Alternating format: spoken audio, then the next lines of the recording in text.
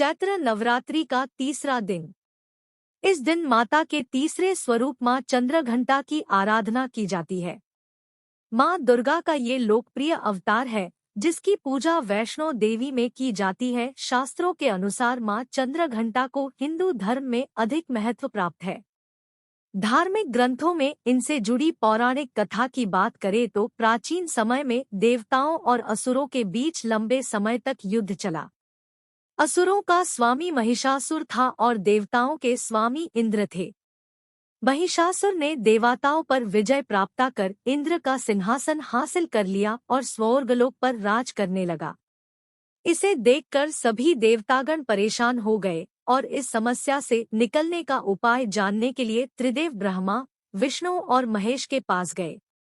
देवताओं ने बताया कि महिषासुर ने इंद्र, चंद्र, सूर्य, वायु और अन्य देवताओं के सभी अधिकार छीन लिए हैं और उन्हें बंधक बनाकर स्वर्गलोक का राजा बन गया है। देवताओं ने बताया कि महिषासुर के अत्याचार के कारण अब देवता पृथ्वी पर विचरण कर रहे हैं और स्वर्ग में उनके लिए कोई जगह नहीं है। ये सुनकर ब्रह्मा, विष्णु और भगवान शंकर को बहुत गुस्सा आया। तीनों देवता के गुस्से की कोई सीमा नहीं थी।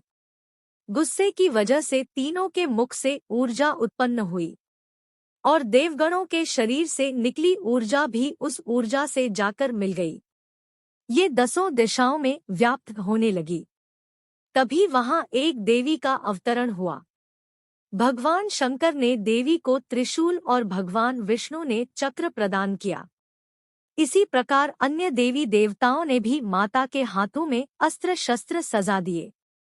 इंद्र ने भी अपना वज्र और ऐरावत हाथी से उतरकर एक घंटा दिया। सूर्य ने अपना तेज और तलवार दिया और सवारी के लिए शेर दिया। तभी उनका नाम चंद्रघंटा पड़ा।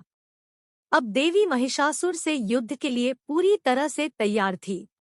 उनका विशालकाय रूप देखकर महिषासुर ये समझ गया कि अब उसका काल आ गया है। महिषासुर ने अपनी सेना को देवी पर हमला करने को कहा। अन्य दैत्य और दानवों के दल भी युद्ध में कूद पड़े, लेकिन देवी ने एक ही झटके में दानवों का संहार कर दिया। इस युद्ध में महिषासुर तो मारा ही गया, साथ में अन्य बड़े दानवों और राक्षसों का भी संहार मां के हाथों कर दिया। इस तरह मां ने सभी देवताओं को असुरों से मुक्ति दिलाई। ज्योतिष शास्त्र के अनुसार चलिए देवी चंद्रघंटा की साधना करते हुए खास ध्यान रखना चाहिए। सबसे पहले नहा धोकर घी का दीपक जलाएं और फिर कलश में गंगा जल मिला लें। साथ ही कलश में दूर्वा, सुपारी, सिक्का, केसर, चावल, बेलपत्र डालें। मां को पीले फूल चढ़ाएं। दूध, दही, शहद, गुड़, घी का पंचामृत चढ़ाएं। लाल अनार, गुड़ या गुलाब जामुन का भोग लगाएं। साथ ही 21 रुपए की दक्षिणा चढ़ाएं। मां के इस रूप की पूजा करने से नौकरी, बिजनेस में आ रही परेशानी दूर होगी। साथ ही घर के सभी कलेश भी खत्म हो जाएंगे और आप एक बेहतर जिंदगी जी पाएंगे। इसके अलावा देवी चंद्रघंटा के निम्न अचूक मंत्र का जप करें। मंत्र: दारिद्र्य दोहक, भय हरिणी का त्वदन्या, सर्वोपकार करणाय सदार्दचिता।